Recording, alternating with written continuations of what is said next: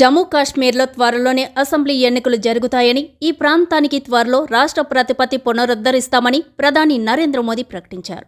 ఉదంపూర్ లోక్సభ స్థానం నుంచి బీజేపీ అభ్యర్థిగా పోటీ చేస్తున్న కేంద్ర మంత్రి జితేంద్ర సింగ్ తరపున ఒక ఎన్నికల ప్రచార సభలో ప్రధాని ప్రసంగించారు. నన్ను నమ్మండి, గడిచిన 60 ఏళ్లుగా జమ్మూ కాశ్మీర్ను పట్టిపీడిస్తున్న సమస్యలను నిర్మూలిస్తా అంటూ మోడీ ప్రజలకు పిలుపునిచ్చారు. ఉగ్రవాద భయం, దాడులు, రాళ్ల దాడి, సీమాంతర కాల్పులు లేకుండా అనేక దశాబ్దాల తర్వాత జమ్మూ కాశ్మీర్లో లోక్సభ ఎన్నికలు జరుగుతున్నాయని ప్రధాని మోదీ తెలిపారు. ఉదంపూర్లో జమ్మూ కాశ్మీర్ ప్రజల కష్టాలకు ముగింపు పలుకుతానన్న వాగ్దానాన్ని తాను నెరవేర్చుకున్నానని తెలిపారు.